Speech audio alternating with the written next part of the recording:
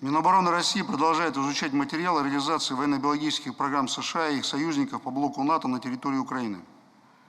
Ранее мы проводили схему взаимодействия госорганов и нынешнего военно-политического руководства США с украинскими биообъектами. В частности, была отмечена причастность инвестиционного фонда, которым руководит Хантер Байден, к финансированию биологических программ на территории Украины. Перед вами переписка сына действующего президента США с сотрудниками Управления по снижению угрозы Минобороны США ДИТРА и подрядных организаций Пентагона на Украине. Наличие указанных материалов подтверждают западные СМИ. Содержание писем показывает, что Хантер Байден сыграл важную роль в создании финансовой возможности проведения работ с патогенами на территории Украины, обеспечив привлечение средств для компаний Black & Veatch и Метабиота. Опубликованная переписка свидетельствует о том, что истинные цели Пентагона на Украине далеки от научных. Так, в одном из писем вице-президент Метабиоты отмечает, что деятельность компании будет направлена на обеспечение культурно-экономической независимости Украины от России, что довольно странно для биотехнической компании. Сегодня у нас есть возможность привести фамилии конкретно должностных лиц, которые принимали участие в создании компонентов биологического оружия на территории Украины. Одной из ключевых фигур является Роберт Поуп, на тот момент сотрудник ДИТРА и директор программы по совместному снижению угрозы, целью которых являлось втягивание государств постсоветского пространства в военно-биологическую деятельность. Он же автор идеи создания в Киевском округе центрального депозитария особо опасных микроорганизмов.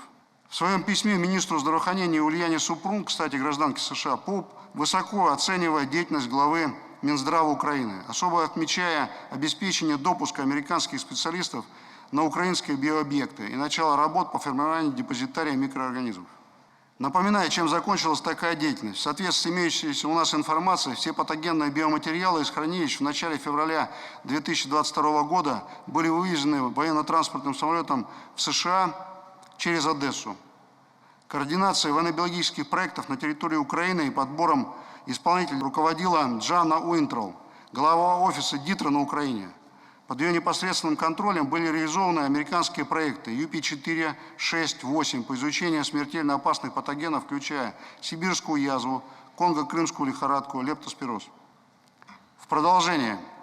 Украинское подразделение компании Black & Veatch, которое возглавлял Лэнс Липпенкотт, он также является основным контактным лицом для должностных лиц Министерства обороны и Министерства здравоохранения Украины.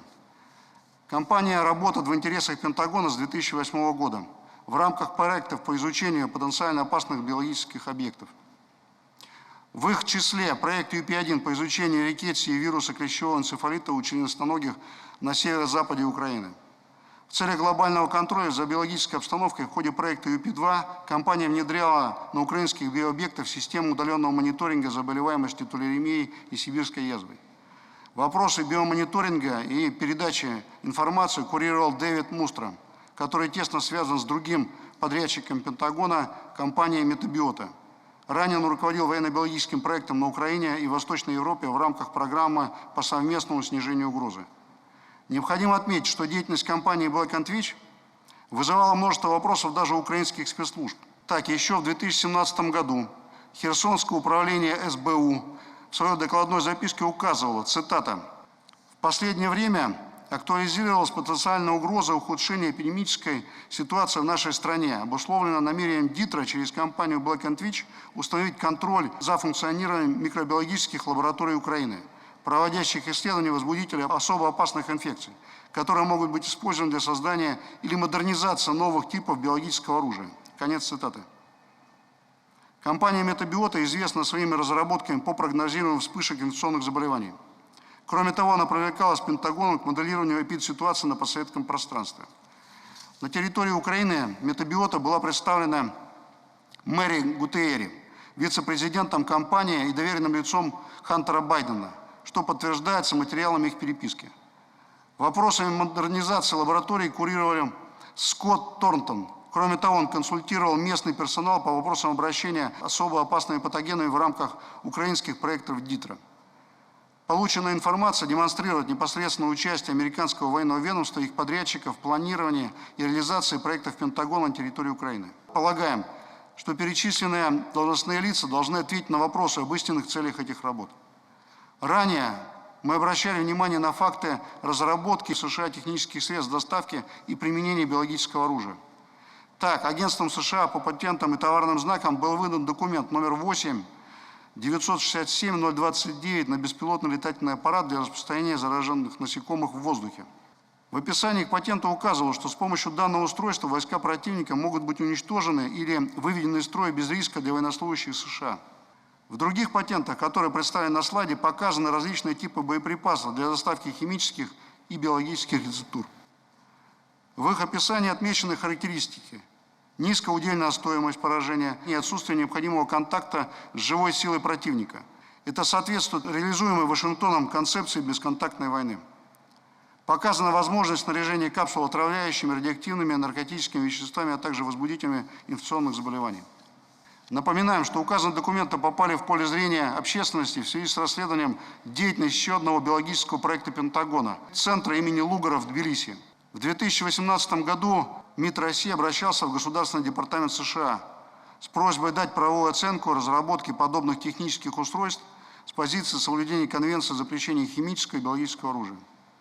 Американская администрация ограничилась формальной отпиской, цинично поблагодарив российскую сторону за привлечение внимания к данному вопросу и указав, что разработка и производство биологического и химического оружия запрещены национальным законодательством. Однако решение выдать патент не нарушает обязательства США по КБТО и КЗХО. В контексте вышеизложенного обращает на себя внимание запрос украинского предприятия Motor Sich к турецкому производителю беспилотных летательных аппаратов «Байрактар». Хочу подчеркнуть, что данный документ датирован 15 декабря 2021 года. Его суть: есть ли возможность оснащения данного БПЛА системами и механизмами распыления аэрозолей емкостью свыше 20 литров.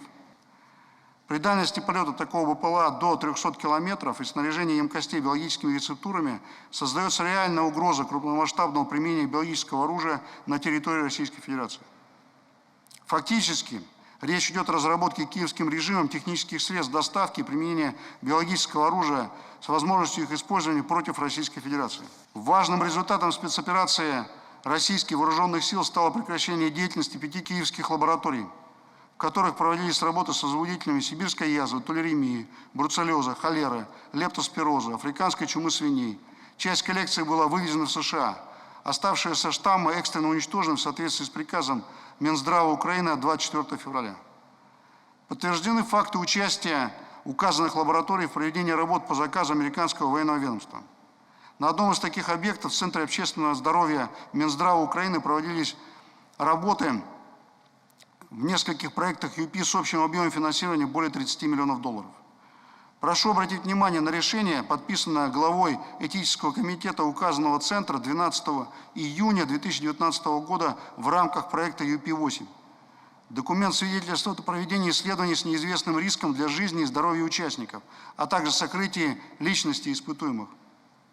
Ранее мы проводили программу исследований данного проекта. Она предполагает лишь стандартную процедуру отбора крови.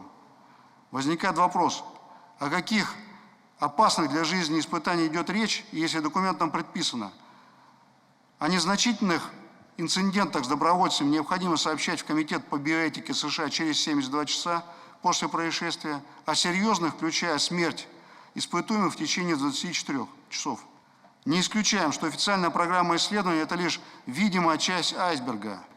При этом на практике проводилось инфицирование добровольцев вирусом конго-крымской лихорадки, хантавирусами и возбудителем лептоспироза.